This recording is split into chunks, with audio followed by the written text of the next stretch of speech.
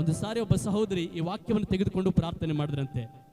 ಅವರು ಮನೆ ಗುಡ್ಡ ಕಾಡುಗಳಲ್ಲಿ ಮಧ್ಯದಲ್ಲಿ ಇರುವಾಗ ಅವಾಗ ಪ್ರಾರ್ಥನೆ ಮಾಡಿದ್ರಂತೆ, ದೇವರೇ, ನಮ್ಮ ಮನೆ ಮುಂದಿರುವಂತ ಈ ಬೆಟ್ಟ ಇದು ಹೋಗಲಿ ಸ್ವಾಮಿ. ನಿನ್ನ ವಾಕ್ಯ ಹೇಳುತ್ತಲ್ಲ, ಬೆಟ್ಟ ಕಿತ್ಕೊಂಡೋಗಿ ಸಮುದ್ರದಲ್ಲಿ ಬೀಳಂದ್ರೆ ಬೀಳ್ತದೆ ಎಂಬುದಾಗಿ ನಿನ್ನ ವಾಕ್ಯ ಹೇಳುತ್ತಲ್ಲ. ನಮ್ಮ ಮನೆ ಮುಂದೆ ಇರುವಂತ ಈ ಬೆಟ್ಟ ಹೋಗ್ಲಿ ದೇವರೇ ಅಂತ ಹೇಳಿ 3 ದಿನ ಉಪವಾಸ ಪ್ರಾರ್ಥನೆ ಮಾಡಿದ್ರಂತೆ. ಆ 3 ದಿನ ಪ್ರಾರ್ಥನೆ ಆದ ಮೇಲೆ ಒಬ್ಬರು ಬಂದು ಕೇಳಿದ್ರಂತೆ, ನೀನು ಎದಕ್ಕಾಗಿ ಉಪವಾಸ ಪ್ರಾರ್ಥನೆ ಮಾಡಿದ್ಯಮ್ಮ? ಅವ್ರು ಹೇಳಿದ್ರು, ಇಲ್ಲ, ನಮ್ಮ ಮನೆ ಮುಂದೆ ಬೆಟ್ಟ ಇದೆ, ಹೋಗ್ಲಿಕ್ಕೆ ಬರ್ಲಿಕ್ಕೆ ದಾರಿ ನಮಗಿಲ್ಲ, ಅದಕ್ಕೆ ಈ ಬೆಟ್ಟ ಕಿತ್ಕೊಂಡು ಹೋಗ್ಲಿ ಅಂತ ಹೇಳಿ ನಾನು ಪ್ರಾರ್ಥನೆ ಮಾಡಿದೆ. ಆದ್ರೂ ಪ್ರಾರ್ಥನೆ ಮಾಡಿದ್ರು ಕೂಡ ಅದು ಆಗಲಿಲ್ಲ ಎಂಬುದಾಗಿ ಆ ಸೇವಕರು ಹೇಳಿದ್ರಂತೆ, ನೋಡಮ್ಮ, ನೀನು ಸರಿಯಾಗಿ ಪ್ರಾರ್ಥನೆ ಮಾಡಿದ್ಯಾ, ಏನಂತ ತಿಳ್ಕೊಂಡು ನೀನು ಪ್ರಾರ್ಥನೆ ಮಾಡಿದ್ಯಾ?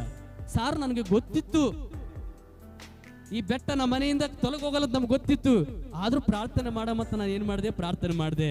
ಆದ್ರೂ ಕೂಡ ಈ ಬೆಟ್ಟ ಕಿತ್ಕೊಂಡು ಹೋಗ್ಲಿಲ್ಲ. ನನಗೆ ಗೊತ್ತಿತ್ತು, ಮೊದಲೇ ಗೊತ್ತಿತ್ತು ಇದು ಹೋಗಲ್ಲ ಅಂತ. ಮತ್ತೆ ಯಾಕೆ ಪ್ರಾರ್ಥನೆ ಮಾಡೋದು? ನಿನ್ನೊಳಗಡೆ ವಿಶ್ವಾಸ ಇಲ್ಲ ಅಂದ್ರೆ ಯಾಕೆ ನಾವು ಪ್ರಾರ್ಥನೆ ಮಾಡುವಂಥದ್ದು? ಮಾರ್ಕ್ ಸುವಾರ್ತೆ 11ನೇ ಅಧ್ಯಾಯ 24ನೇ ವಚನ, ನೀವು ನನ್ನ ಹೆಸರಿನಲ್ಲಿ ಏನೆಲ್ಲ ಬೇಡಿಕೊಳ್ಳುತ್ತೀರೋ ಅದನ್ನೆಲ್ಲ ಹೊಂದಿದಾಯ್ತು ಎಂಬುದಾಗಿ ನಂಬಿರಿ. ನಂಬಿಕೆಯಿಂದ ನೀವು ಪ್ರಾರ್ಥನೆ ಮಾಡಿದ್ರೆ ಅದನ್ನ ಏನ್ ಮಾಡ್ತೀರಿ? ಪಡ್ಕೊಳ್ತೀರಿ. ನೀವು ನಂಬಿಕೆಯಿಂದ ಪ್ರಾರ್ಥನೆ ಮಾಡಲಿಲ್ಲ, ಏನೋ ಪ್ರಾರ್ಥನೆ ಮಾಡೋಣ ಅಂತ ಹೇಳಿ ಪ್ರಾರ್ಥನೆ ಮಾಡ್ತಾ ಇದ್ದೀರಾ, ಏನೋ ದೇವ್ರಿಗೆ ಹೇಳೋಣ ಅಂತ ಹೇಳ್ತಾ ಇದ್ದೀರಾ, ಅದ್ರ ಮೇಲೆ ನಿಮಗೆ ವಿಶ್ವಾಸ ಇಲ್ಲ ಅಂದ್ರೆ ನಿಮ್ಮ ಪ್ರಾರ್ಥನೆಗೆ ಉತ್ತರ ಸಿಗುವುದಿಲ್ಲ.